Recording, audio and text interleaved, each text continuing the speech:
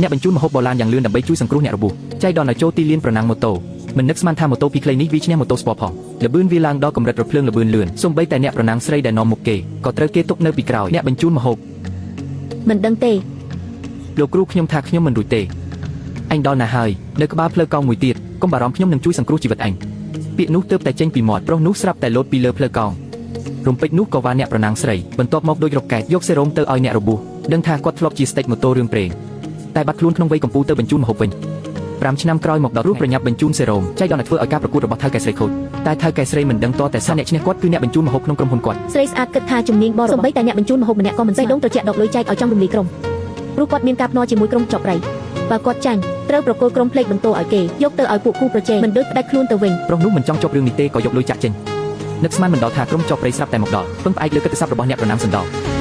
អួតដាក់ថាប្រកួត3ជុំបើក្រុមភ្លេចបន្ទោឈ្នះបាន1ជុំរាប់ថាគេឈ្នះឃើញគេនិយាយអួតមនុស្សក្រអើយក្រុមភ្លេចបន្ទោពោះធំមិនព្រមចាញ់ឲ្យតែឲ្យគេឃើញកន្ទុយមិនជាប់តែពេលចាប់ផ្ដើមប្រកួតប្រុសនោះគ្រាន់តែសម្លេងម៉ាស៊ីនក៏ដឹងថាមានបញ្ហាព្រោះម៉ូតូរបស់ក្រុងអាក្រៅមានកម្លាំងខ្លាំងតែក្បាលធ្ងន់ពេកហ្វ្រាំងខាងឆ្វេងក៏តឹងពេករាល់ពេលវាងផ្លូវកង់ត្រូវបង្ខំបញ្ចុះទម្ងន់រងចាំផ្លូវកង់បន្តសង្គ្រោះប្រកាសជាប្រាស្ទ្រីនដើម្បីឲ្យគេក្រឡាប់តែអាក្រៅនោះមិនស្ដាប់ពាក្យទេខ្ញុំក្រឡាប់អីគេអញគ្រាន់តែអ្នកបញ្ជូនមិនដឹងថាខ្ញុំបរយន្តអស់រយៈពេលប៉ុន្មានបើខ្ញុំក្រឡាប់ខ្ញុំតាមអញចិត្តលៀងបរ10ឆ្នាំមិនដែលក្រឡាប់ទេអញដឹងអីគេមកធ្វើជាអ្នកជំនាញទៀតក្បាលរថយន្តរបស់វាងយ៉ាងពិតជាត្រូវកែតម្រូវធ្ងន់ប៉ុន្តែអ្នកបញ្ជូនម្ហូបម្នាក់ដឹងរឿងនេះយ៉ាងម៉េចមិនអីទេកុំបារម្ភរងចាំមើលបងវ៉ាគេល្បិចនេះអញគ្រាន់តែអ្នកបញ្ជូនម្ហូបមិនដែលរៀនបានទេបាទហើយក្រឡាប់អត់ប្រាប់មកទៅស្លាប់ទៅមិនមែនទេ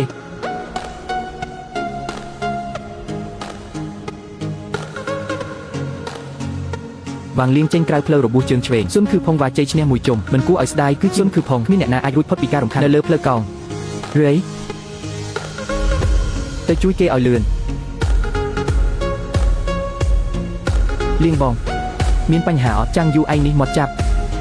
ខ្ញុំនឹងសម្លាប់ឯងព្រោះតែឯងនាំសំណាងអាក្រក់រំខានដល់ការបររបស់លៀងបងពួកអេតប្រយោជន៍អាម៉ាស់ណាស់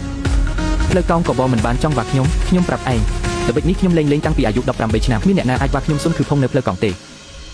នៅសល់អ្នកណាទៀតឯងញើវែងជាស្រីដូចគេនឹងនាំគ្នាស្លាប់ហើយហាថៅកែខ្ញុំមិនហ៊ានទេនឹងនាំគ្នាស្លាប់គឺឯងនឹងឯងយូឈីងឯងមិនត្រូវឡើងទេមនុស្សស៊ុនអ៊ូខុងនេះកាច់ណាស់ត្រង់ផ្លូវកង់ខ្ញុំនៅឈ្នះគាត់មិនបានទៅជាឯងទៀតហើយឯងទៅប្រណាំងចប់មួយប្រំឡាំងមិនទាន់ហាស៊ីនដេនេះគ្មានមនុស្សនៅសល់ទេអញ្ចឹងឯងត្រូវចុះកិច្ចសន្យាផ្ទៃនេះឥឡូវពីថ្ងៃនេះទៅក្រុមស៊ីនដេនឹងចូលក្រោមយេឡានអញស៊ូយូឈីងក៏ខ្លាចជាកូនក្រុមខ្ញុំដែរអូយនៅតែឆ្មាប្រៃតូចអញរត់គេចទៀតរត់ទៅណាក៏រួចអញជំពាក់ខ្ញុំ200លានមានតែមកធ្វើការឲ្យខ្ញុំសំវិញហើយខ្ញុំឯងហាអញអត់មែនគ្រាន់តែជាអ្នកដឹកអាហារទេស៊ូយេឈីងមនុស្សក្របង្កប់អញបែបនេះចូលទីលានប្រណាំងរថយន្តបានអីចឹងក៏កំ pl ែងចាំងយីឯងនៅតែចង់បន្ថែមទៀតកុំធ្វើឲ្យស៊ីនដេនខ្មាស់គេចាំងយីថាឯងស្អាតឯងមិនមែនក្រុមស៊ីនដេនទេមិនពាក់ព័ន្ធល្ងងអីឯងដឹកអាហាររហូតល្ងងអស់ហើយឯងដឹងអីជាម៉ូតូប្រណាំងវាស្មួយនៅលើរថយន្តខ្ញុំឯងមួយជីវិតក៏មិនដល់ម៉ូតូប្រណាំងគឺរបស់អ្នកជំនាញមិនហ៊ានមែនមិនហ៊ានយើងមិនហ៊ានកូនខ្ញុំជើងឯកម៉ូតូប្រណាំង5សម័យនៅលើលោកនេះអ្នកឈ្នះគាត់មានតែព្រះរថយន្តរ៉ែងគិតថាឯងពូកែជាងព្រះរថយន្តកូនចុះទៅលេងជាមួយគាត់មួយលើកឲ្យមនុស្សស្រុកស្រែនេះដឹងអីវ៉ាន់ដឹកអាហារខូចមិនដូចម៉ូតូប្រណាំងទេអញ្ចឹងក៏បានចាត់ទុកឯងជាឆ្កែ6បើឲ្យឯងជ្រើសរថយន្តមួយកុំថាប៉ាគៀបសង្កត់មិនបាច់ទេគាត់ឯងចាក់ប៉ុន្មានដូហើយខួរក្បាលនៅល្អទេអីវ៉ាន់ដឹកអាហារខូចមួយមកប្រកួតជាមួយម៉ូតូប្រណាំងខ្ញុំម៉ូតូកម្រិតខ្ពស់ច្រើននៅខាងក្រៅឯងមិនជ្រើសមកយកអីវ៉ាន់ខូចរបស់ឯងគ្មានភ្នែកសំឯងមួយជីវិតទៅជាអ្នកចាញ់នេះមិនមែនរថយន្តធម្មតាទេចាំងយីឯងឈួតហើយនេះគ្រាន់តែជាអីវ៉ាន់ធម្មតាឯងចេះម៉ូតូប្រណាំងអីម៉ូតូប្រណាំងមិនដូចដឹកអាហារធម្មតាទេឲ្យឯងបើកអីវ៉ាន់ខូចនេះលើទីលានតែបើឯងចាញ់មិនត្រឹមតែក្រុមស៊ីនដេនខ្លាចជារបស់ខ្ញុំទេឯងក៏ត្រូវធ្វើការឲ្យខ្ញុំសងទឹកអាហាររាល់ថ្ងៃអីក៏មានអនាគតពីនេះទៅឯងទៅជាអ្នកបើកឡានឲ្យឆ្កែខ្ញុំតែបើឯងចាញ់វិញយើងអាចចាញ់ឯងអ្នកដឹកអាហារបានបើយើងចាញ់យេឡាងទាំងមូលក៏ខ្លាចជារបស់ឯងបើស៊ុនអូផេងជាមិត្តខ្ញុំចាញ់ឯងខ្ញុំលុតជង្គង់ហើយឯងថាបងធំនេះហើយជាពាក្យឯង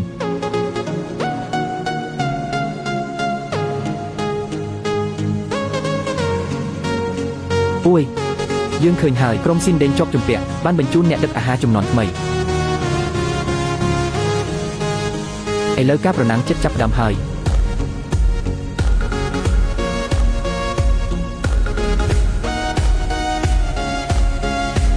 ចាប់ផ្ដើមល្ងងមិនទាន់ចេញក៏រលត់ទៅហើយ ចាំងយីកុំបង្ខំខ្លួនឯង ឯងគ្រាន់តែអ្នកដឹកអាហារទេនេះជាការប្រណាំងគ្មានភាពអស្ចារ្យឥឡូវស៊ុននូផេងឈានមុខឆ្ងាយហើយយើងរកមើលទស្សនៈអ្នកដឹកអាហារគ្មានស្លាកស្នាមទេច្បាស់ជាគ្មានការភ្ញាក់ផ្អើលឥតប្រយោជន៍ភ្លើងកន្ទុយខ្ញុំក៏មើលមិនឃើញ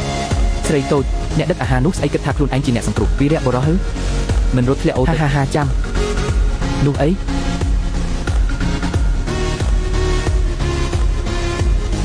គ្មានប្រយោជន៍ទេខាងមុខជាផ្លូវកង់សាំងដែលកូនខ្ញុំពូកែជាងគេអ្នកណាក៏ចេះសង្កត់បើកផ្លូវកង់លឿនទៅលឿនពិតឯងអ្នកដឹកអាហារខូចស្អីគិតខ្លួនឯងជាព្រះរយន្ត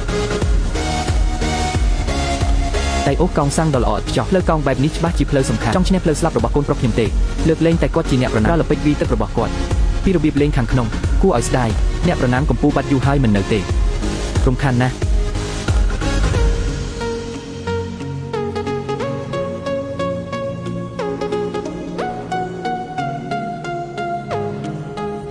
ចុចទៅមិនខាងក្រោមឆ្វេងមើលរឿងពេញ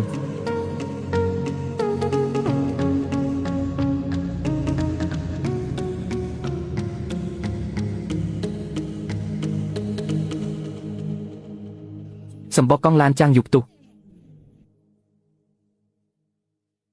ហាគ្រប់គ្រងម៉ូតូបានច្បាស់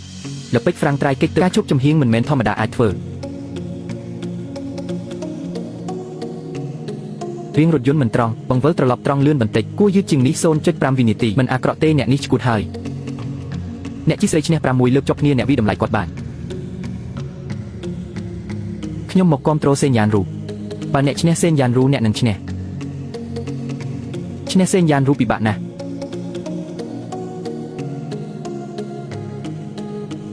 ចាប់ផ្ដើម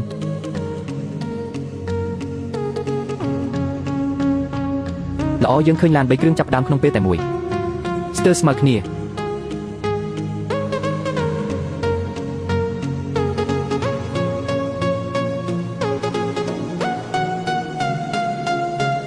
ចេញហើយម៉ូតូក្រុមចបព្រៃគឺបច្ចេកវិទ្យាថ្មីពីក្រុមកាឌីដូបំពាក់ម៉ាស៊ីនកម្រិតអាកាសចរ Rolls-Royce សមត្ថភាពល្អជាងក្រុមភ្លេចខ្ញុំជាក្រុមចបព្រៃថ្លៃកែប្រែឡាននីមួយលើ50លានយ៉នអ្នកយកអីមកប្រជែងជាមួយខ្ញុំក្រុមអ្នកទាំងមូលបូកផ្ដាំគ្នាមានតម្លៃប៉ុណ្ណឹងទេហាប៉ុន្តែថៅកែស្រីរបស់អ្នកបើកឡានមានរសជាតិល្អកុំធ្វើធំការពិតអ្នកណាក៏ធ្វើបានបន្ថែមលបឿនផ្លូវកង់លឿនទៅលឿនពិតផ្លូវកង់បន្ទាប់ខ្ញុំនឹងចេញឲ្យបានមួយទៀតជាឱកាសមួយឥឡូវនេះហើយ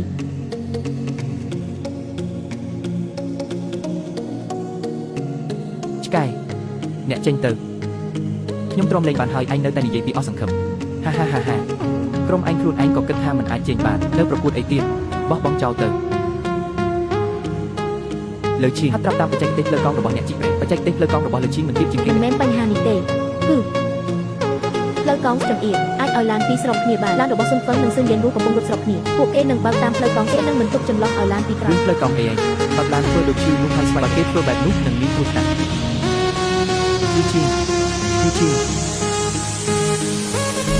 អ៊ុយព្រះអើយឡានទាំងពីរចាប់ផ្ដើមរអិលស្ទើរតែក្នុងពេលតែមួយដូចស្រមោលរូបឡានស្របគ្នាទាំងស្រុងឡានទាំងពីរជាប់គ្នាខ្លាំងស្ទើរតែមិនទុកឱកាសឲ្យស៊ូយូឈីងពីក្រោយទេការពីដូចជាជាងគ្រប់នេះហើយជារបៀបបើកបោប៉ោស្លាប់ក្នុងរឿងព្រេង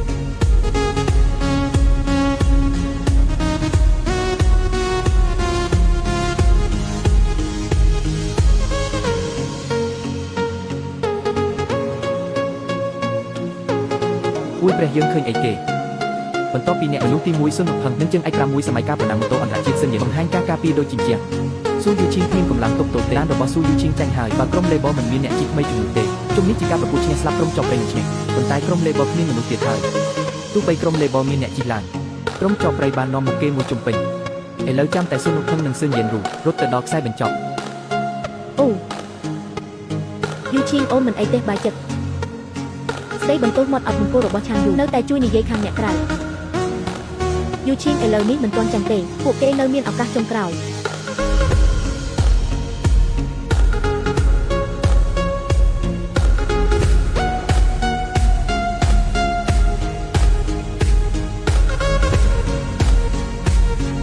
ទើបតែពិនិត្យម៉ាស៊ីនលើសកម្រិតនៅបន្ថែមប្រេងពេញម៉ាស៊ីននឹងទុកដាននេះបាត់មិនកើតទេ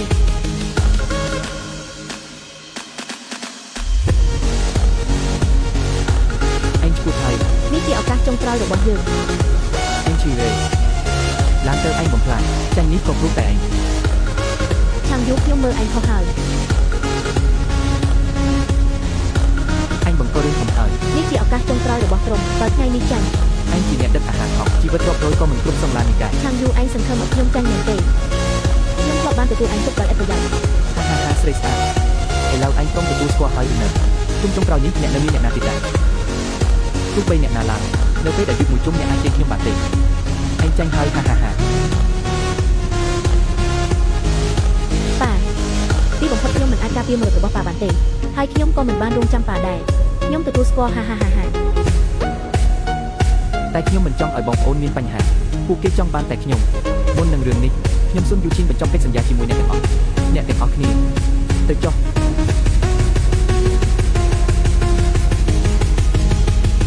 ចាំយូឯងបំផ្លាញឡានខ្ញុំពេលមានបញ្ហាមកដល់ចេញទៅភ្លាមនេះជាមនុស្សឥតកូនយូជីនមុននេះមិនគួរឲ្យបាយអញញ៉ាំទេដោះមិនមែនប្រុសទេមិនស្មើខ្ញុំអ្នកចេះកាលៈទេសៈមនុស្សឥតប្រយោជន៍នេះទៅcònត្រឹមជាប់ដៃរបស់យើងក៏មិនចង់បានមនុស្សអ្នកដឹកអាហារចេញឲ្យលឿនសៀវមីអូនបាឆ្ងាញ់ទេអញសង្ឃឹមថាគេមានចិត្តល្អកូនចុងក្រោយនេះឡានទាំងពីររបស់អញរត់ស្រុកគ្នាដល់ទីបញ្ចប់ខ្ញុំចង់ឲ្យប្រទេសទាំងមូលឃើញក្រុមជាប់ដៃរបស់ខ្ញុំគឺគ្រប់គ្រងលើផ្លូវប្រណាំងយ៉ាងដាច់ខាត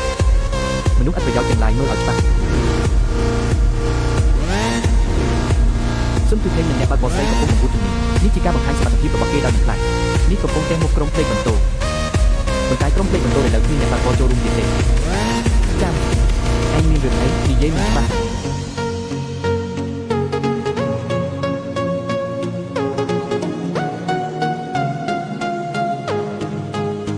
នៅក្នុងការប្រណាំងកាត់ពិភពលោកស្រាប់តែមាន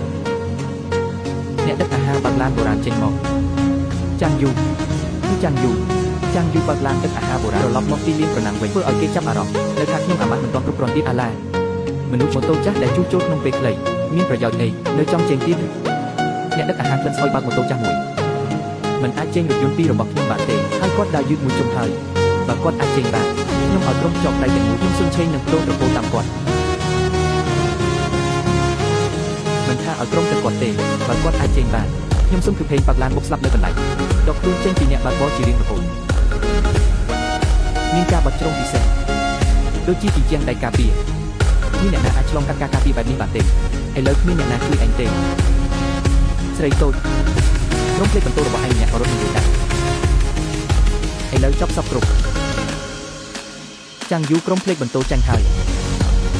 ចុះពីទីលានទៅកុំឲ្យគេខាត់លើកចុងក្រោយ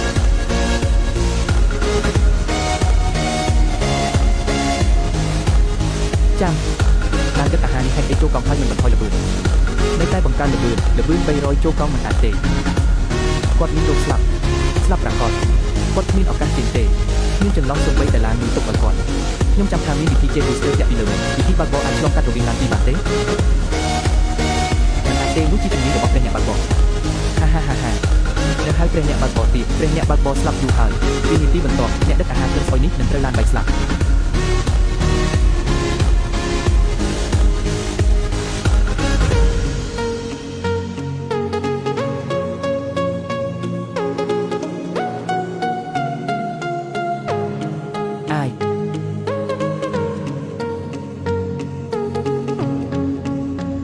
ជារឿងអីឆ្លងកាត់ពីលើអាកាសនេះមិនអាចទៅរួចទេជញ្ជាំងដៃការពារគាត់អាចរកឃើញចំណុចខ្សោយរបស់ខ្ញុំហើយចូលឡានចាស់រលីងបានធ្វើអ្វីដែលមានតែព្រះអ្នកឆ្លងកាត់ពីលើអាកាសដែលព្រះអ្នកបើកបរទេដែលចេញរថយន្តកម្ពុជា2ដែលមានតម្លៃជា100លានយន់នេះយន្តឪពុកអ្នកអកុសលត្រូវខ្ញុំបើកខូចប៉ុន្តែជួសជុលវិញនៅប្រើបាន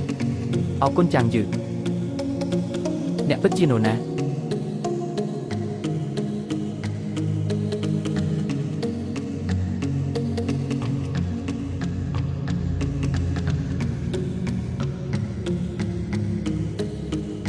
ប្រធានលីន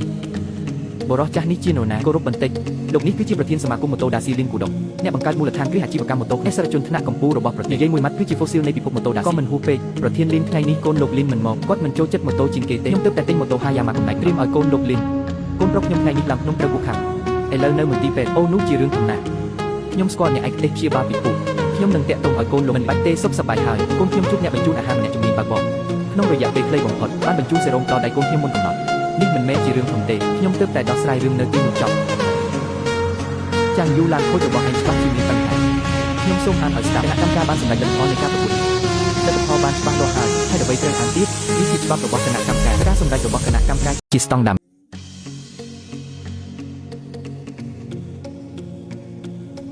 ការប្រកួតទី1គ្មានអ្វីគួរឲ្យឆ្ងល់ទេក្រុមចបព្រៃឈ្នះបានវគ្គទី1លោកឈឹងស៊ីនិយាយត្រូវណាស់ពេលគាត់រត់ប្រកួតក្នុងទីក្រុងឯងនៅបដោះម្ដាយនៅឡើយទេស្រីស្អាតតូចឯងពិតជាគិតថាអ្នកចែកអីវ៉ាន់នេះអាចប្រណាំងភ្លើបានអ្នកចែកអីវ៉ាន់ក៏ត្រូវហៅថាអ្នកជីដែរលើកនេះខ្ញុំនឹងឲ្យអ្នកចែកអីវ៉ាន់ក្លិនស្អុយនេះដឹងថាអ្វីទៅជាភ្លើប្រណាំងពិតប្រាកដបើវាអាចឈ្នះទៀតខ្ញុំសុនឆេងសុំលុតជង្គង់ឲ្យឯងថាប៉ាខ្ញុំគ្មានកូនដូចឯងទេចាំងយូកុំទៅរកវារៀបចំឡើងទៅប៉ាមើលទៅក្រុមរៀបចំការប្រកួតលើកនេះខានមិនបានយកចិត្តទុកដាក់លីនគូដុងនិងកញ្ញាលីមីមកដល់មើលការប្រកួតកញ្ញាលីមីមិនឃើញយូរហើយសុខសប្បាយទេត្រូវពោះពីខំតែឆាប់ជាសះស្បើយលោកពិតជាមានសំណាងធំណាស់ត្រូវអរគុណអ្នកចែកអីវ៉ាន់ដែលជួយសង្គ្រោះខ្ញុំមកមើលប្រកួតក៏ចង់ឲ្យទូរទស្សន៍ផ្សាយផ្ទាល់ឲ្យប្រជាជនទូទាំងប្រទេសជួយរកវីរបុរសអ្នកចែកអីវ៉ាន់នោះគឺគាត់នឹងហើ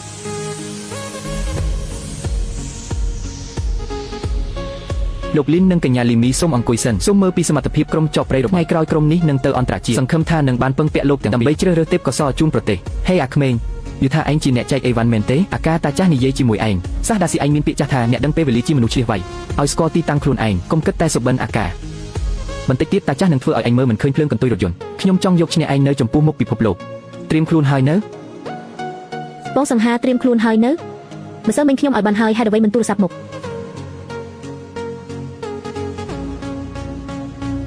ខ្ញុំសឹមយ៉ានរូអ្វីដែលខ្ញុំកោតសរសើរបំផុតគឺតែអាចឈ្នះខ្ញុំនៅលើផ្លូវប្រណាំងបើឯងឈ្នះខ្ញុំនឹងទៅជាមួយឯងត្រៀមចាប់ផ្ដើមម៉ូតូ2គ្រឿងគុណមីងក៏ប្រញាប់ចេញទៅបាទម្ខាងជាកម្ពុជាអ្នកប្រណាំងផ្លូវតុងយ៉ាងដល់ល្បីម្ខាងទៀតជាអ្នកចែកអីវ៉ាន់មកពីដាស៊ីអ្នកចែកអីវ៉ាន់លីនសាវវាគ្រាន់តែជាអ្នកបោកលើកមុនវាឈ្នះដោយសាររថយន្តកែប្រែលើកនេះម៉ូតូសុទ្ធតែបានត្រួតពិនិត្យបើវានៅតែឈ្នះទៀតខ្ញុំសុនឆេងរស់នៅមកឥតប្រយោជន៍ប៉ាចិញ្ចឹមកុំបារម្ភវគ្គនេះយើងច្បាស់ជាឈ្នះលោកជឹងស៊ីមិនដែលចាញ់លីឈីងនៅផ្លូវក្នុងទីក្រុងទេជឹងស៊ីសុនជូនេះក្នុងផ្លូវរួមក្រំដូចជាប្រើកម្មវិធីបន្លំមិនដឹងបច្ចេកទេសនេះដួលគូប្រជែងប៉ុន្មានទៅហើយត្រូវហើយមនុស្សធម្មតាខ្លាចផ្លូវរួមក្រំដីសូម្បីតែអ្នកជិះម៉ូតូអាជីពក៏បន្ថយល្បឿនក្នុងផ្លូវរួមបិទចិត្តតែជឹងស៊ីសុនជូជាមនុស្សឈួតមកពីតុងយ៉ាងវាចូលផ្លូវរួមមិនដែលបន្ថយល្បឿនទេប្រើល្បឿនលឿនឌីហ្វចូលកោរថយន្តបក់ទៅមករថយន្តឌីហ្វទាំងមូលនិងស្ទះផ្លូវទាំងអស់របស់រថយន្តខាងក្រោយដូចនេះចាំងយូគ្មានឱកាសតតែសោះពិបាកណាស់លើកលែងតែមានមនុស្សម្នាក់ធ្លាប់នៅក្នុងផ្លូវរួមបង្ហាញអច្ឆរិយៈចូលផ្លូវរួមល្បឿន400អ្នកនោះគឺ5ឆ្នាំមុនរឿងរបស់តាចាស់ផ្លូវរូងដែលបាត់ខ្លួន5ឆ្នាំមុនមហាក្សត្រផ្លូវធ្លាប់ព្យាយាមចូលផ្លូវរូងល្បឿន400មហាក្សត្របើកម៉ូតូផ្ទាល់ខ្លួនប្រញាប់ចូលផ្លូវរូងដោយល្បឿនខ្ពស់បំផុតរបស់មនុស្សរថយន្តនោះនៅក្នុងផ្លូវរូងដូចជាខ្មោចវើ360ដឺក្រេក្នុងផ្លូវរូងពេលនោះខ្ញុំនៅកន្លែងខ្ញុំមិនដែលភ្លេចរូបភាពនោះទេនោះហើយជាអច្ឆរិយៈក្នុងប្រវត្តិសាស្ត្រមនុស្សជាតិនោះហើយជាព្រះនៃការបើកបរមែនហើយចៅហ្វាយរថយន្តនោះបានក្លាយជាទេពក្នុងសមរភូមិនោះហើយជាតារាដែលខ្ញុំគោរពអាណិតណាស់ចៅហ្វាយរថយន្តនោះបានបាត់ខ្លួនយូរហើយគ្មាននរណាអាចធ្វើឡើងវិញនៅឈុតឆាកចង់ឲ្យលើកឃាតករក្នុងរូងក្រំដីជីងស៊ីជុនស៊ូលើកលែងតែចៅហ្វាយរថយន្តនៅឡើយប៉ុន្តែគាត់បាត់ខ្លួនយូរហើយតើនៅមានចៅហ្វាយរថយន្តទៀតមាននរណាអាចជួយសង្គ្រោះអ្នករាល់គ្នាបានទេផ្លូវកង់ចុងក្រោយនេះយើងនឹងឈ្នះស្រមោលរបស់ចាំងយូឥឡូវរកមិនឃើញប្រហែលជាអ្នកដឹកអាហារដែលបានជួយខ្ញុំនៅថ្ងៃនោះបើគាត់នៅទីនេះគាត់ប្រកាសជាចាំបន្តិចចាំងយូនឹងចូលរូងក្រំដីគាត់ចាប់ផ្ដើមបង្កើនល្បឿន200គាត់នៅតែបង្កើនឈ្គួតហើយការបើកបរដោយច្របាច់សន្ទះប្រេងយ៉ាងឈ្គួតនេះដូចអ្នកដឹកអាហារនៅថ្ងៃនោះខ្លាំងណាស់ទម្លាប់បើកបរនេះដូចគ្នាណាស់ចាំបន្តិចអ្នកសម្របសម្រួលសូមកែសម្រួលរូបភាពចាស់ខ្ញុំចង់ឃើញមុខគាត់លឿនកូនប្រុសមានរឿងអីប៉ាខ្ញុំហាក់ដូចជារកឃើញរឿងដ៏ធំមួយរងចាំខ្ញុំបញ្ជាក់សិនខ្ញុំគ្រាន់តែត្រូវការឃើញមុខចាងយូភ្នែកក៏បានដែរអត់តម្លៃរថយន្តនៅទីនេះអត់តម្លៃដូចបាល់ទាត់តស៊ូយូម្លេះនៅតែមិនអាចផ្លាស់ប្ដូរវាសនាខ្ញុំបានមកអបអរសាទរក្រុមចបព្រៃរបស់យើងដែលទទួលបានការប្រកួតម៉ូតូអន្តរជាតិលើផ្លូវក្នុងទីក្រុង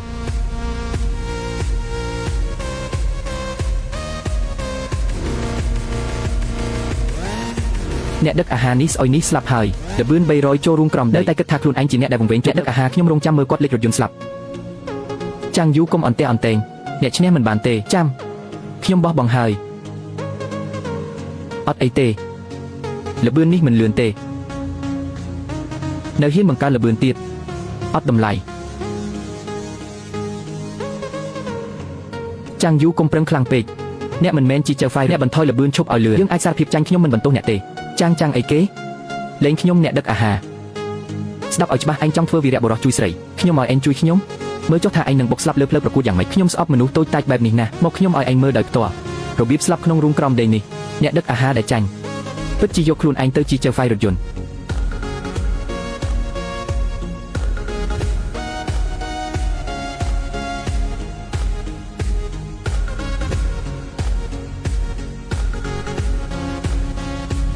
គឺគាត់ពិតជាគាត់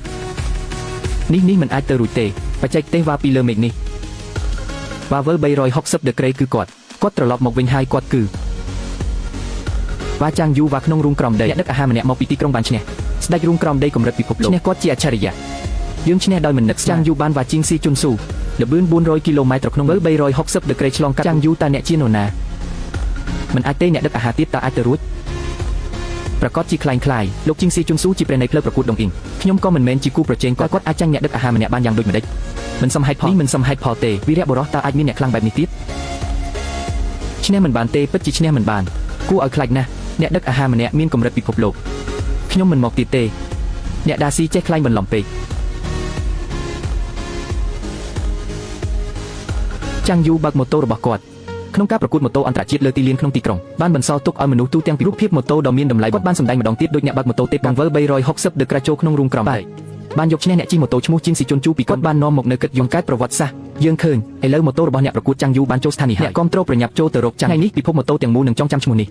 គាត់កំពុងទទួលបានកិត្តិយសដែលគាត់សមនឹងទទួលចាងយូអ្នកមិនអីទេខ្ញុំអីក៏អត់មានដែរទើបតែគ្រោះថ្នាក់ណាស់តែរឿងតូចទេ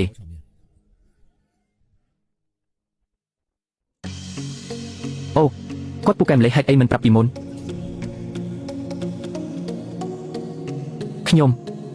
អ្នកណាប្រាប់ខ្ញុំថាគូប្រកួតខ្សោយយើងក៏មិនដឹងថាគាត់ជាអ្នកដឹកជញ្ជូនដែរអ្នកដឹកជញ្ជូនអាចពូកែម្លេះប្រទេសណាដែលអ្នកដឹកជញ្ជូនអាចបើកលឿនបែបនេះលោកចាងយូលោកគឺជាគូប្រកួតដែលខ្ញុំគោរពខ្ញុំសូមទទួលស្គាល់ដោយស្មោះលោកអាចប្រើវិធីនោះបង្វិល360ដឺក្រេឆ្លងខ្ញុំហ៊ានសួរលោកជាអ្នកនោះមែនខ្ញុំគ្រាន់តែជាអ្នកដឹកជញ្ជូនធម្មតាម្នាក់ទេហេតុផលនេះពិបាកខ្ញុំជឿអ្នកដឹកជញ្ជូនមិនអាចមានសមត្ថភាពបែបនេះទេនិយាយការពិតប៉ុណ្ណោះនៅទីនេះមានអ្នកដឹកជញ្ជូនរាប់លានអ្នកសមត្ថភាពរបស់ខ្ញុំគ្រាន់តែកម្រិតទាបអ្នកដឹកជញ្ជូនគួរឲ្យខ្លាចណាស់មិនបានទេខ្ញុំត្រូវត្រឡប់ទៅប្រទេសខ្ញុំនឹងទៅប្រាប់ក្រុមម៉ូតូដងយីងមិនត្រូវហ៊ានប៉ះអ្នកដឹកជញ្ជូននៅទីនេះទេអ៊ីនធឺណិតមិនបានបោកប្រាស់ទេអ្នកដឹកជញ្ជូននៅទីនេះអ្នកនាំសម្បត្តិអ្នកបើកតាក់ស៊ីជាក្រុមដែលអាចកំបាំងជាងគេសុទ្ធតែមិនត្រូវហ៊ានប៉ះបង្វិល360ដឺក្រេចូលជាមានតែអ្នកបើកម៉ូតូទេដែលឬក៏ចាំងយូពិតជាអ្នកនោះមែនហើយជាអ្នកដឹកជញ្ជូនដែលបានជួយខ្ញុំលោកចាំងយូជម្រាបសួរលោកលីនសៅលោកចាំងយូក៏មានតម្លៃបំផុតរបស់យើងបាំងលៀងកុំនិយាយទៀតបើគ្មានចាំងយូទេយើងក៏គ្មានសិទ្ធិចូលរួមការប្រណាំងផងពេលនេះរឿងប្រញាប់គឺត្រូវដំឡើងម៉ូតូប្រណាំងឲ្យលឿនយើងមានពេលកំណត់ត្រូវតែចាប់ផ្ដើមត្រៀមខ្លួនភ្លាមលោកចាងបើមានបញ្ហាអំពីម៉ូតូលោកអាចនិយាយបានយូឈីងអ្នកស្រីអាចជឿជាក់បានពួកយើងស្រាក់ឡាយបានសិទ្ធិចូលរួមវគ្គផ្ដាច់ព្រាត់ពួកយើងប្រកាសជាអាចឈ្នះក្រុមចោបប្រៃចាំងយូលើកនេះស្រាក់ឡាយអាចចូលការប្រកួតម៉ូតូអន្តរជាតិវគ្គផ្ដាច់ព្រាត់ពឹងផ្អែកលើអ្នកអរគុណយូឈីងគាត់គ្រាន់តែជាអ្នកដឹកអីវ៉ាន់មិនយល់ពីម៉ូតូសោះគណៈកម្មការបាននិយាយម៉ូតូរបស់គាត់ត្រូវបានកែច្នៃខុសច្បាប់លើសពីនេះបើគាត់មិនរើសយកម៉ូតូខូចនោះយើងឈ្នះយូហើយត្រូវហើយយូឈីងគាត់គឺជាអ្នកខុសរបស់ស្រាក់ឡាយឈប់ទៀតទៅកុំនិយាយយូឈីងគាត់គ្រាន់តែជាមនុស្សឥតប្រយោជន៍អ្នកកុំឲ្យគាត់បោក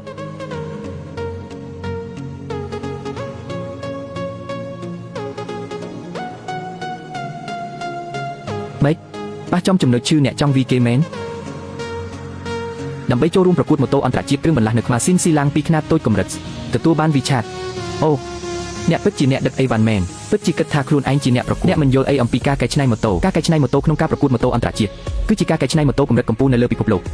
ត្រូវការមនុស្សដូចបងលៀងអ្នកប្រណាំងជំនាញនិងវិស្វករកែច្នៃអ្នកចូលរួមអីគាត់ក៏ចេះដំឡើងម៉ូតូដែរអីចឹងរឿងម៉ាស៊ីនខ្ញុំនឹងដោះស្រាយអ្នករៀបចំខ្លួនសម្រាប់ការប្រណាំងយូឈីងកុំឲ្យគាត់បោកគាត់មិនមានសិទ្ធិចូលរួមការប្រណាំងទេហើយនៅចូលរួមការប្រណាំងអីក្រុមស្រាក់ឡាយរបស់អ្នកបាត់បង់សិទ្ធិប្រកួតយូរហើយស្រាក់ឡាយបានទទួលសិទ្ធិវគ្គផ្ដាច់ព្រាត់អ្នកគ្មានសិទ្ធិជ្រៀតជ្រែកកូនសត្វតូចក៏ហ៊ាននិយាយជាមួយខ្ញុំកុំគិតថាបានសិទ្ធិលើកលែងហើយឈ្នះម៉ូតូទាំងអស់របស់ស្រាក់ឡាយត្រូវបានគេយកទៅសង់បំណុលពេលនេះម៉ូតូទាំងអស់នៅទីនេះជារបស់ខ្ញុំហា ដៃគូអាជីវកម្មបានបង្កប់រថយន្តទាំងអស់របស់អ្នកស្រាក់ឡាយរបស់អ្នកអត់មានរថយន្តមួយទេហាហាហាលោកគូលៀងបានបញ្ជាក់ថានឹងទៅអាជីវករឡានទាំងអស់នៅយូជីងជប់សហការជាមួយយើងឡានរបស់យើងត្រូវបានគេដកយកឯងវិញថាអីឯងញ៉ែងខ្ញុំប្រាប់ឯងតាំងពីយូរហើយឲ្យមកនៅជាមួយខ្ញុំបើឯងមកជាមួយខ្ញុំវាមិនមានបញ្ហាច្រើនបែបនេះទេឥឡូវឯងគ្មានឡានទៀតទេតើឯងនៅលេងអីទៀតឬមួយក៏ឯងសង្ឃឹមថាអ្នកដឹកម្ហូបម្នាក់អាចដំឡើងឡានឲ្យឯងបានហាហាហាហាអស់ហើយឡានទាំងអស់គ្មានទៀតទេចុះយើងនៅប្រកួតអីទៀតនាងតូចអើយលើកនេះខ្ញុំចង់ឃើញអ្នកណាមកជួយឯងទៀតលោកលីនអត់ល្អទេចារកម្មនៅរោងចក្រយើងរីកាលោកចាងយូកំពុងមានបញ្ហាមានរឿងអីស៊ុនឈឹងបានទិញឈ្នះអ្នកចែកចាយទាំងអស់របស់សាន់ដេក្រោមសាខាសាន់ដេប្រើប្រាស់ម៉ូតូទាំងអស់ត្រូវបានបង្កប់ឥឡូវស៊ុនឈឹងដឹកមនុស្សទៅបង្ករឿងហើយស៊ុនឈឹងនឹងហ៊ានរករឿងលោកចាងយូវាប៉ះពាល់អ្នកមានគុណរបស់គ្រូសាលីនស្លាប់មិនខានឥឡូវរោងចក្រឯងអស់ឡានក៏អស់ឯងគ្មានសញ្ញាពីណាមួយយកអីមកលេងជាមួយខ្ញុំលោកស្រីស៊ូគ្មានម៉ូតូប្រណាំងទេយើងមិនអាចចូលព្រឹត្តិការណ៍ម៉ូតូអន្តរជាតិសូម្បីតែកន្លែងក៏ចូលឥឡូវធ្វើម៉េចទាំងអស់នេះមកពីឯងជាមនុស្សជ្រើសរើសម៉ូតូ Mark Modi ដែលស្អីក៏ឯងនាំគ្នាខំគ្នាដូចឆ្កែមនុស្សហិតប្រយោជន៍មើលពួកអោកាឯងនេះមិនទាន់ឡើងប្រកួតផងមានរឿងគ្នាខ្ញុំនិយាយទៅធ្វើបើឯងមកនៅជាមួយខ្ញុំហើយថែរក្សាខ្ញុំនិងឪពុកខ្ញុំបានអនាគតក្រុម Sunday នេះខ្ញុំនឹងប្រកល់ឲ្យឯងគ្រប់គ្រងនៅតែមិននិយាយខ្ញុំចូលចិត្តទឹកមុខឯងនេះពេលនោះឯងនឹងមានទឹកមុខដូចគ្នាអីចឹងឯងមានបុគ្គលិកលក្ខណៈឥឡូវអ្នកចែកចាយឡានពេញប្រទេសកាត់ផ្តាច់ទំនាក់ទំនងជាមួយឯងលុះត្រាតែឯងរកគ្រូសាលីនបានគ្មានលុយគ្មានឡានគ្មានអំណាចឬមួយឯងនៅតែពឹងអ្នកដឹកម្ហូបដែលស្អុយរលួយនេះឯងចូលចិត្តសង្គ្រោះនាងស្រីមែនទេសង្គ្រោះទៅហេតុអីមិនពូកែមែនទេឯងមានលុយទេឯងហ៊ានតបដៃដែរបំផ្លាញវាចោលខ្ញុំនឹងធ្វើឲ្យឯងគ្មានថ្ងៃដឹកម្ហូបទៀតឈប់លុយនេះខ្ញុំនឹងចេញ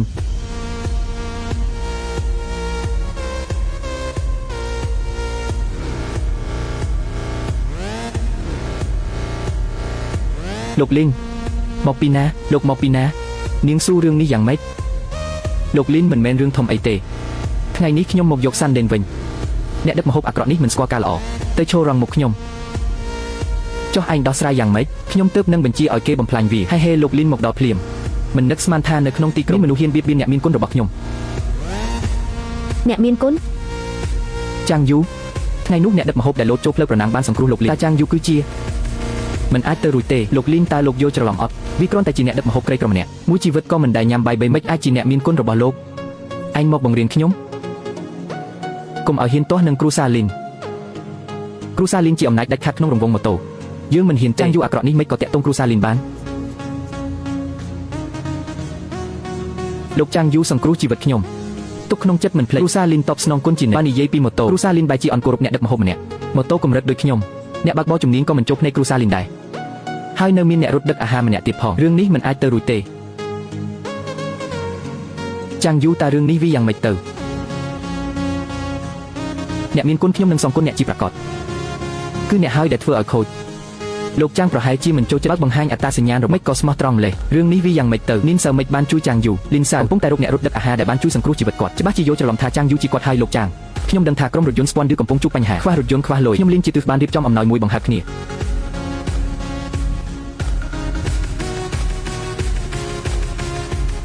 នេះជាអ្វីអស្ចារ្យនាំគ្នាមកពីកន្លែងគ្មានដូចគេបង្កើតនេះជាក្រុមនីលីរបស់ក្រុមរថយន្តប្រណាំងផ្លូវអាជីពដែលខ្ញុំឧបត្ថម្ភផ្ទាល់ខ្លួនគ្រឿងបន្លាស់កែប្រែម៉ូតូប្រណាំងជាង 30000 ប្រភេទ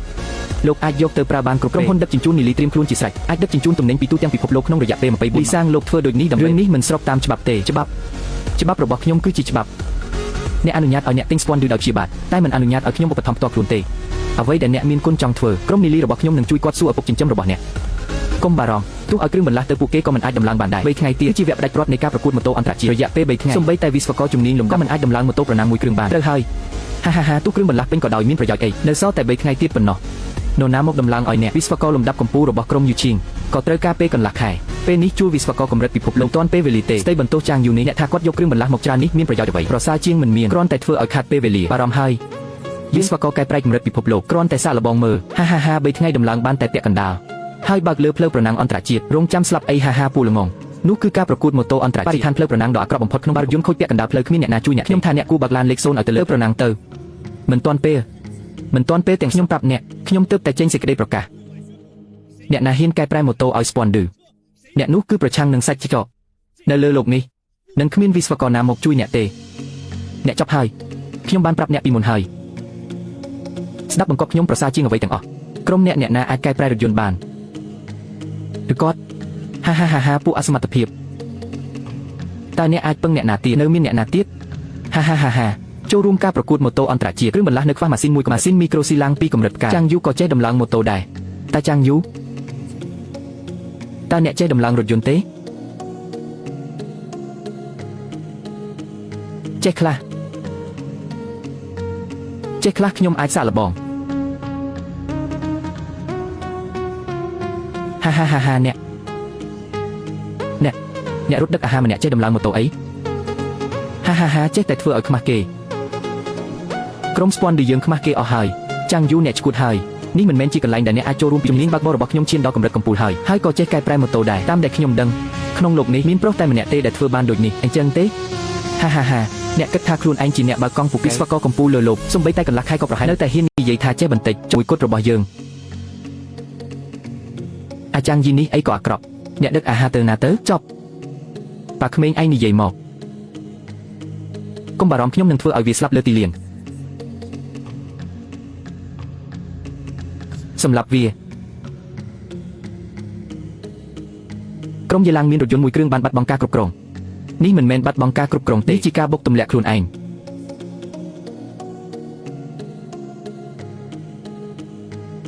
សុនឆេងឯងឈួតខ្ញុំធ្វើអី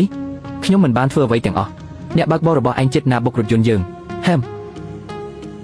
គាត់ចង់បុកខ្លួនឯងមិនមែនរឿងខ្ញុំទេល្បឿនលឿនយើងត្រូវការល្បឿនអ្នកស្រីស៊ូគ្មានភស្តុតាងថាក្រុមចប់ព្រៃទទួលបានប្រយោជន៍ទេដាក់ទោសមិនបានទេចាំងយូមិនអីទេ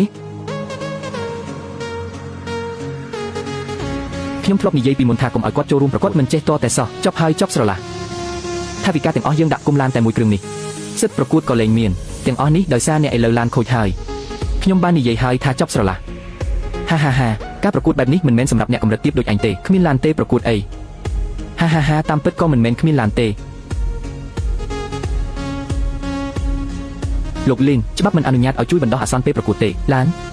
អត់ទេខ្ញុំមិនបានចេញប៉ុន្តែគ្រប់ក្រុមអាចដាក់ពាក្យសម្ជំនួយពីគណៈកម្មការឡានចាស់ដែលគណៈកម្មការទុកក្នុងការ៉ាអាចសុំប្រើប្រាស់ទាំងអស់ឡានរបស់អ្នកជើងឯកកាលពី5ឆ្នាំមុនទុកក្នុងការ៉ាហាឡានចាស់ពី5ឆ្នាំមុន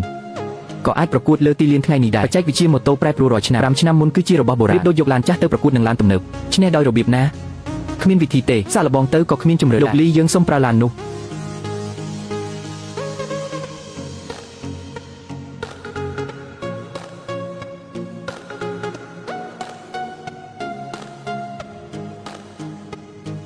សម្លាញ់ចាស់មិននឹកស្មានថាឯងនៅដដែលឡានខូចនេះសមត្ថភាពតិចជាងម៉ូតូប្រណាំងផ្លូវភ្នំទំនើបមួយភាគ10ពឹងវាបើឈ្នះបានខ្ញុំជិះម៉ូតូ3កង់ក៏ឈ្នះជើងឯកដែរហាស្រីស្អាតខ្ញុំបាននៅអំពីក្តីស្រមៃចង់ឈ្នះជើងឯកម៉ូតូអន្តរជាតិក្នុងការប្រកួតផ្លូវភ្នំអូនហៅបងថាឪពុកចិញ្ចឹមអីចឹងបងនឹងឲ្យអូនសាកល្បងសេចក្តីសុខនៃការឈ្នះយ៉ាងម៉េចដែរខ្ញុំជឿថាចាំងយូមិនមានបញ្ហាទេចាំងយូកុំមានសម្ពាធខ្ញុំជឿលើសមត្ថភាពរបស់អ្នកខ្ញុំមិនជឿថាអ្នកជិះឡានខូចបែបនេះនឹងឈ្នះបើកទៅពាក់កណ្ដាលឡាននឹងខូចហេកូនអាក្រក់ចាំមើលថាអ្នកនឹងស្លាប់យ៉ាងម៉េចបិទអ្នកទស្សនាយើងឃើញអ្នកប្រកួតចាំងយូបើកបរម៉ូតូចាស់ពី5ឆ្នាំមុនត្រឡប់មកទីលានវិញតើនឹងជិះឡានជើងឯកដ៏ល្បីល្បាញនេះនាំមកនៅការភ្ញាក់ផ្អើលគ្មានព្រំដែនបន្តមើលចាំងយូកំពុងខិតជិតស៊ុនគឺភេងពីខាងមុខយ៉ាងលឿនអោព្រះឡានចាស់5ឆ្នាំនេះនៅក្នុងដៃគាត់ដូចជាការជិះថ្មីមិនចាញ់ឡានជើងឯកនាពេលបច្ចុប្បន្នចាំងយូមិនក៏គាត់ពូកែម្លេះនេះជាឡានផ្ទាល់របស់អ្នកជើងឯកឬក៏មានរឿងអីមិនក៏គាត់តាមមកលឿនម្លេះគាត់ជិះតែឡានចាស់ពី5ឆ្នាំមុន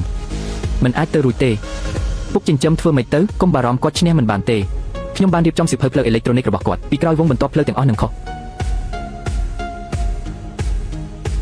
មិនជឿថាក្រោមស្ថានភាពសៀវភៅផ្លូវខុសគាត់នៅតែអាចរត់ទៅសៀវភៅផ្លូវក្នុងការប្រកួតផ្លូវភ្នំគឺដូចភ្នែកមនុស្សគ្មានសៀវភៅផ្លូវកូននឹងនាំគាត់ទៅវងបន្ទាប់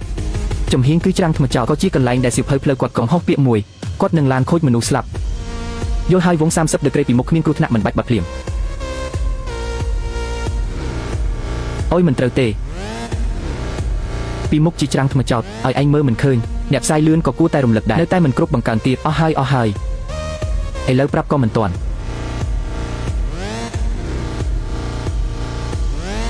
អស់ហើយហេតុអ្វីគាត់នៅតែបង្កើនល្បឿននេះវារកស្លាប់ហើយ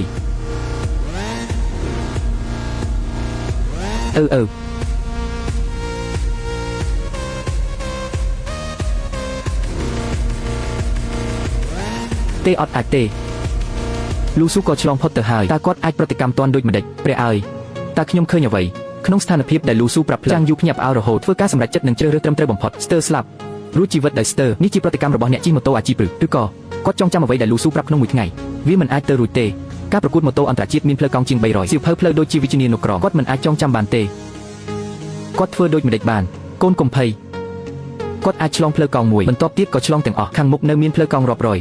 គ្មានសៀវភៅផ្លូវគាត់ដូចខ្វាក់ត្រូវហើយសៀវភៅផ្លូវខាងក្រោយគាត់ខុសទាំងអស់ដូចបិទភ្នែករំលើមុខកំបិតស្លាប់មិនខានចាំងយូអស់ផ្លូវហើយសៀវភៅផ្លូវខាងក្រោយគឺខុសទាំងមិនដឹងអ្នកណាបដូរទេច្បាស់ជាសុនឆេងគ្មានសៀវភៅផ្លូវខាងមុខមិនអាចជិះបានទេកុំបារម្ភសៀវភៅផ្លូវមិនមែនចាំបាច់ទេមើលខ្ញុំទៅអ្នកទើបតែប្រកួតលើកដំបូងមិនដេចក៏មានផ្លូវស្មុគស្មាញបែបនេះខាងមុខមានអ្វីយើងមិនដឹងខាងមុខ500ម៉ែត្រផ្លូវចង្អៀតបើកប្រេងត្រឹម60ខាងស្ដាំប្រឡាយក្រោយជ្រៅក្រោយ800គីឡូលោតចូលស្ដាំ5កម្ពស់ហោះ3ម៉ែត្រចំណុចចុះចតចូលផ្លូវកង់ឆ្វេងវែងចំណុចហ្វ្រាំងពន្យា10ម៉ែត្រគាត់ចងចាំសៀវភៅផ្លូវទាំងអស់មិនអាចទេនោះជាវិជ្ជានុក្រមដូចម្ដេចអាចផ្លូវចង្អៀតបើកប្រេង60ប្រឡាយបង្ហូរទឹកខាងស្ដាំជ្រៅក្រោយ800ម៉ែត្រលោតចូលស្ដាំ6កម្ពស់ហោះ3ម៉ែត្រចំណុចចុះចតចូលផ្លូវកង់ដូចគ្នាបេះបិទនេះវាដូចគ្នាបេះបិទនឹងគ្នាព្រះអើយចាំងយូជាអ្នកដឹកជញ្ជូនចងចាំសៀវភៅផ្លូវរាប់សិបម៉ឺនទាំងអស់នេះជាមនុស្សពូកែអស្ចារ្យការប្រកួតរថយន្តមិនប្រើសៀវភៅផ្លូវទេគិតថាមានតែអ្នកបើកបរកម្ពុជាពីជំនាន់មុនមិនខុសទេច្បាស់ណាស់ការសន្និដ្ឋានខ្ញុំមិនខុសចាំងយូជាអ្នកបើកបរកម្ពុជាដែលបាត់ខ្លួនកាលពីមុនចៃដនគាត់ច្បាស់ជាចាំដោយចៃដនផ្នែកនេះគាត់មិនអាចចាំទាំងអស់ទេការប្រកួតម៉ូតូអន្តរជាតិខ្ញុំត្រឡប់មកវិញហើយដូចម្ដេចអាចគ្មានសៀវភៅផ្លូវម្ដេចក៏ជិះរលូនម្លេះគាត់ជិះផ្លូវនេះដូចទៅផ្ទះប្រុសនេះសង្ហាណាស់ចង់ជិះជាមួយគាត់ណាស់ជប់និយាយរឿងឥតប្រយោជន៍បង្កើនល្បឿនគាត់ចិត្តតាមទាន់ហើយអស្ចារ្យណាស់ដោយមិនប្រើសៀវភៅផ្លូវដូចបិទភ្នែករំលើមុខកំបិតចាំងយូអាចធ្វើបានដោយគ្មានកំហុសឥតប្រយោជន៍ឲ្យអ្នកជិះទាំងអស់រងចាំងយូមិនអាចឲ្យគាត់តាមទាន់បានទេលោកកែពេងស៊ុនសួនដេញមិនទាន់ទេអ្នកជិះផ្សេងទៀតត្រូវចាំងយូរត់ចោលឆ្ងាយណាស់ចាំងយូខំដេញតាមចាំងយូដេញទាន់ហើយស៊ុននៅពេងតាមជាប់មិនដាច់អាយ៉ៃរំខានគាត់បានហើយកុំសង្ឃឹមថាជិះឈ្នះខ្ញុំ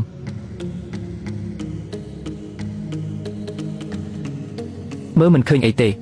មើលមិនឃើញតតែសោះល្មើ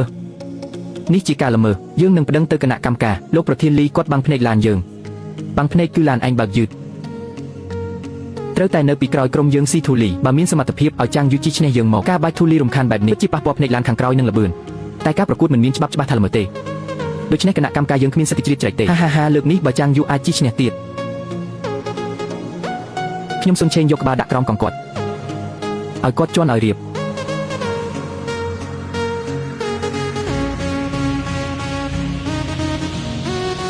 ឥតប្រយោជន៍ចង់ឈ្នះខ្ញុំសុបិនទៅ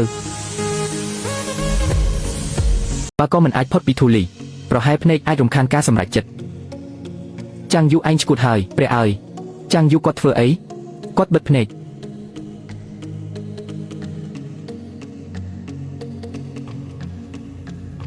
ចាំងយូឯងឈួតហើយបិទភ្នែកបើកបោះទៀត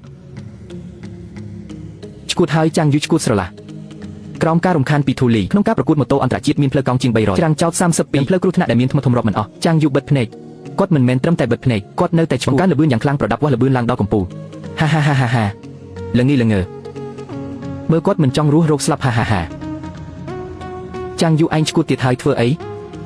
ពេលល្បឿនលើស500ម៉ាស៊ីននឹងស្រាលណាស់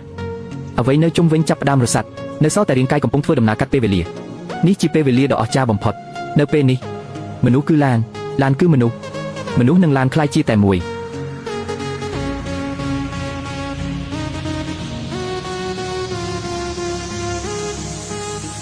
ជិះឈ្នះក្នុងការប្រណាំងជាមួយស្លាប់ផ្លូវប្រណាំងម៉ូតូអន្តរជាតិចាំងយូបិទភ្នែកបានជិះឈ្នះក្នុងធូលីដីជាអច្ឆរិយៈ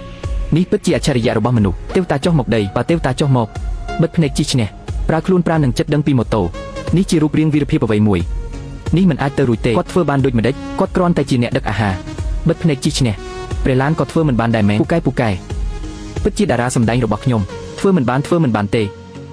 គាត់គឺជាព្រះឡាននៅលើពិភពលោកនេះក្រៅពីព្រះឡានគ្មាននរណាធ្វើបានទេប៉ាប្រើកម្លាំងគ្រួសារទាំងអស់ភ្លាមរួមបញ្ចូលព័ត៌មានរបស់លោកចាងយូប្រៀបធៀបរូបភាពគាត់មើលថាតើជាព្រះឡានពីមុនឬអត់អីឯងមានន័យថាចាងយូនេះគឺជាអ្នកដឹកអាហារដែលបានជួយខ្ញុំពីមុនការសម្ដែងផ្សេងរបស់គាត់សុទ្ធតែដូចព្រះឡានដែលបាត់ខ្លួនពីមុនប្រញាប់ទៅស៊ើបអង្កេត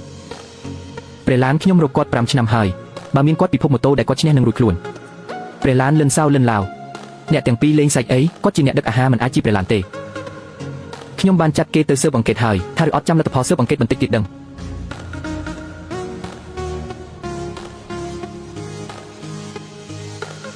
អញ្ចឹងហើយតម្រងខ្យល់ស្ទះដោយធូលីដីម៉ាស៊ីនចាប់ផ្ដើមរលត់ហើយ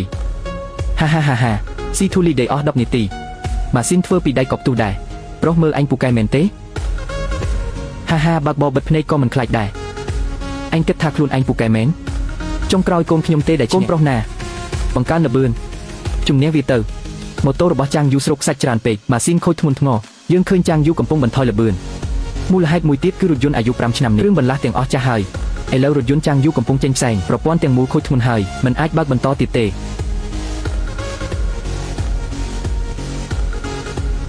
ទៅស្លាប់ទៅ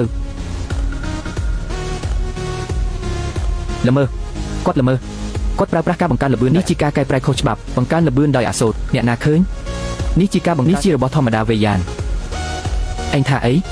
ខ្ញុំឈ្នះការប្រកួតនេះខ្ញុំជាអ្នកតំណាងក្រុមរបស់ដាសៀបើគេចាត់ខ្ញុំថាល្មើគឺគេកំពុងវាយមុខខ្លួនឯងធ្វើឲ្យអាម៉ាស់មុខនៅអន្តរជាតិអស់ហើយស្ទើរតែឈ្នះហើយមុខគោលដៅនៅសល់តែ1គីឡូម៉ែត្រទេរថយន្តខូចពេលនេះស្ទេបន្ទោសចាងយូហេតុអីក៏រើសរថយន្តចាស់នេះអស់ហើយខំប្រឹងអស់ហើយឥតប្រយោជន៍ហានេះហើយអំណាចលោកក្រុមចោកព្រៃខ្ញុំនឹងឈ្នះជើងឯកស្ថិតក្នុងប្រវត្តិសាស្ត្រមនុស្សជាតិជានិច្ចរីឯអ្នកទាំងអស់គ្នាជាអ្នកចាញ់មិនយូរប៉ុន្មានឆ្នាំទៀតគេនឹងភ្លេចអ្នកក្នុងកីឡាគេចាំតែជើងឯកទេគ្មាននរណាចាំអ្នកជាប់លេខ2ទេកូនប្រុសបង្កើនល្បឿនអត្តបមាត្រៀមទទួលពិភពលោកឲ្យឯងនៅកិត្តិយសរបស់ឯងខ្ញុំទេដែលលេខ1ពិភពលោកខំប្រឹងយូរម្លេះចុងក្រោយក៏នៅតែបរាជ័យចាំងយូមិនថាឯងជាអ្នកបើកបរកម្ពុជាឬអត់ទេខ្ញុំអរគុណឯងដែលនាំខ្ញុំមកទីនេះឲ្យខ្ញុំឃើញការប្រកួតម៉ូតូអន្តរជាតិទស្សនវិជ្ជាចុងក្រោយឬមួយលើកនេះនៅតែមិនបានទោះឈ្នះអត់ក៏គ្មានស្ដាយដែរចាញ់ក៏គ្មានការស្ដាយ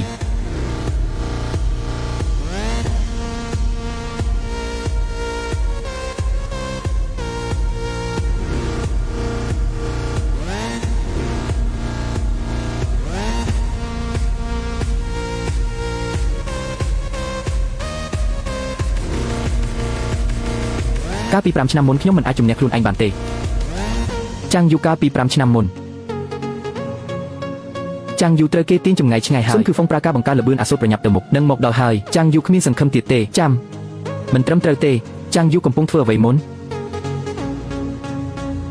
គាត់កំពុងធ្វើមេដៃឡើងជាមួយអ្នកគាត់ឃើញអ្វីហាចម្លែកណាស់ហាក់ដូចជាមនុស្សឈួតយើងឈ្នះហើយស៊ូយូឈីងជារបស់ខ្ញុំផ្លេកបន្ទោក៏ជារបស់ខ្ញុំដែរជើងឯកក៏ជារបស់ខ្ញុំ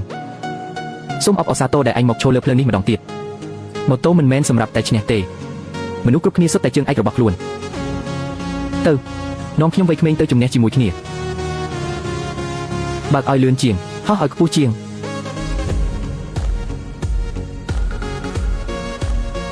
ហាចាំគាត់រថយន្តគាត់មិនមែនខូចទេហេតុអីបានជាបង្កើនល្បឿន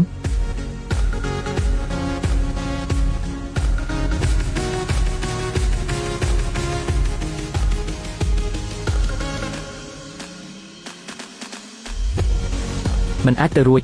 នេះពិតជាអរិយចូលរថយន្តដែលខូចហើយតើអាចស្ដារកម្លាំងឡើងវិញដោយរបៀបណាមិនសមនឹងវិទ្យាសាស្ត្រទេវិទ្យាសាស្ត្រឬអត់ខ្ញុំមិនដឹងទេខ្ញុំដឹងតែពេលនេះចាំងយូពិតជាស្អាតណាស់